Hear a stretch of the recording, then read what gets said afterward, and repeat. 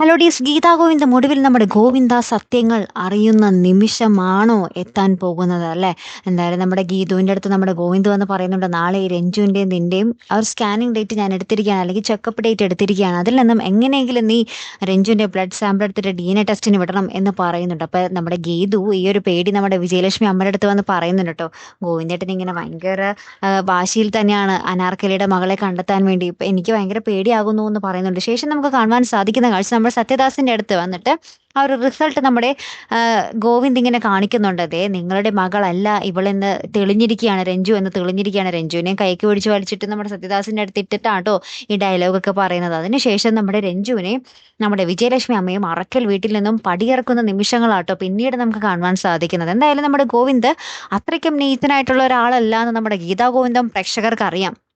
അപ്പൊ ഒന്നല്ലെങ്കിൽ നമ്മുടെ വിജയലക്ഷ്മി അമ്മയുടെ സ്വപ്നമാകാം, അല്ലെങ്കിൽ ഗീതുവിന്റെ സ്വപ്നമാകാം, അല്ലെ കൂട്ടുകാരെ? അപ്പൊ എന്തായാലും കാത്തിരുന്ന് തന്നെ കാണാം. അപ്പൊ അടുത്തൊരു വീഡിയോയുമായി വരുന്നത് വരയ്ക്കും ഗുഡ് ബൈ.